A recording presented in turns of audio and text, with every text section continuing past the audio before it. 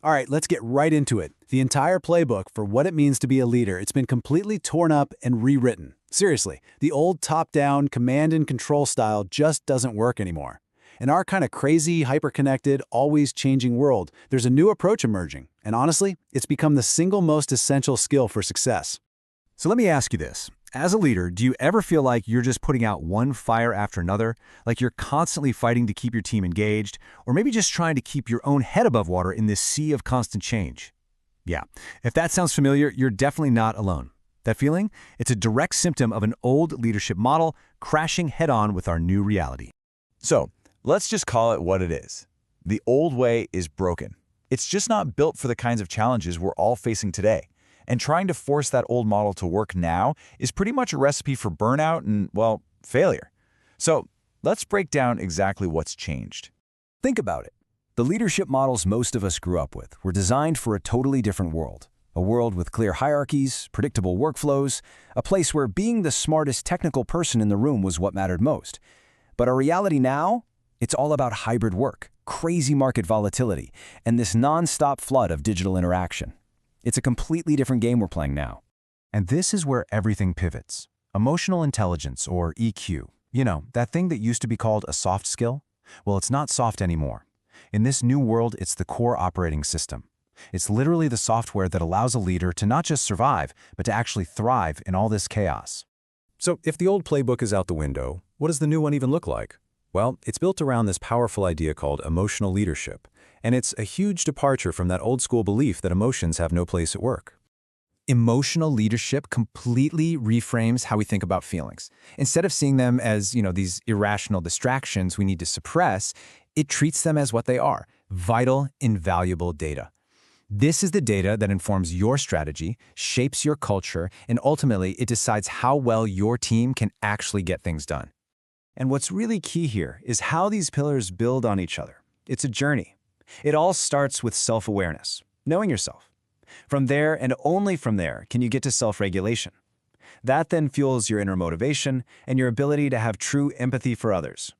And all of that culminates in relationship management, which is, at the end of the day, how you turn a big vision into something your team can do together. Which brings us to a really fundamental truth here. Great leadership? It is an inside-out job. Period. Before you can even think about managing a team or a project or a crisis, you have to be able to manage yourself. It all starts with what's going on inside your own head. And a huge part of this comes down to something called your locus of control. Basically, do you believe your life is controlled by outside forces, luck, fate, other people? Or do you believe you are in control of your own actions and emotions? See, leaders with that internal locus of control, they don't get tossed around by the storm. They become the anchor for their entire team. But, being that anchor requires understanding what's physically happening inside your brain when the pressure really hits. So let's take a quick look at the neuroscience of stress. And I promise, it's not as complicated as it sounds. This is such a brilliant way to understand it. Using Dr. Dan Siegel's model, just think of your logical brain, your prefrontal cortex, as a lid that sits right on top of your emotional brain, the amygdala. Now, when a big stressor hits, bam, that lid flips wide open, your rational thinking brain goes completely offline, and you're left at the mercy of your most primal reactive instincts. So, why does mastering this matter so much? Well, because of something called emotional contagion. Your emotional state, whether it's calm and confident or stressed out and anxious, is incredibly contagious. It will infect your entire team, and fast. So managing your own emotions isn't just self-care, it's a critical part of managing your team's performance. So when a leader can manage their own internal state, it has a direct, powerful impact on their team. It creates the single most important condition for high performance, and that condition is called psychological safety. This idea, pioneered by Harvard's Amy Edmondson, is a game changer. And let's be clear, this isn't about just being nice to everyone. It's about creating a high-stakes, high-performance culture where people feel safe enough to be honest, to take smart risks, and, this is a big one, to admit mistakes without fearing that they'll be shamed or punished. It's the absolute foundation for innovation. And the data on this, it's just unbelievably clear. The numbers don't lie. Teams with high psychological safety don't just perform a little better, they consistently blow their peers out of the water. They're more innovative, and they have way less of that toxic, soul-crushing conflict. It is a direct driver of business results. And this slide really shows the two different worlds a team can live in. It's night and day. An insecure, emotionally unregulated leader, they create a culture of fear where people just shut down and hide their mistakes to survive. But a secure leader, one who's mastered their inner state, creates what we call a secure base, where people feel safe to explore, to innovate, and to bring their whole, authentic selves to work. Okay, so this all sounds great in theory, right? But how do you actually start doing it? Let's wrap this up with a super concrete tool you can start using the second this is over. Here's the deal. Our brains are wired for speed, not always for accuracy. We take these little mental shortcuts to make sense of everything, and one of the most common and most dangerous is something called the ladder of inference. It's basically how our brains jump to the wrong conclusion in the blink of an eye. And here's how fast it happens. You see a colleague look at his phone while you're talking.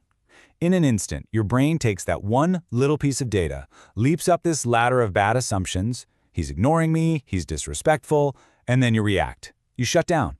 It all happens in milliseconds, and so often it's completely wrong. So, the million-dollar question is, how do you stop it? How do you hit the brakes on this automatic and often destructive mental process before it leads you to a bad decision? Well, the answer lies in a tiny biological window of opportunity. And the answer is 6. Just 6 seconds. This little number is your secret weapon for shifting from a reactive leader to an intentional one. And here's why. Neuroscience tells us that the actual chemicals that create an emotional feeling, like that surge of cortisol and adrenaline when you get angry, take about 6 seconds to get metabolized and flushed out of your bloodstream. That gives you this brief but incredibly powerful window to regain control of your rational brain. So here is your challenge, your first practical step. When you feel that emotional spike, that trigger, don't just react. Instead, you're going to master the 6-second pause. Just breathe. Count to 6. Use those 6 seconds to name the feeling, ask yourself if your first impulse actually helps you, and then respond with intention, not impulse. That simple pause. That's it. That's the space between reacting and leading. It's the moment where emotional intelligence is actually born. So the final question is for you to take with you. The next time the pressure is on and you feel your lid starting to flip, what are you going to choose to do with your 6 seconds?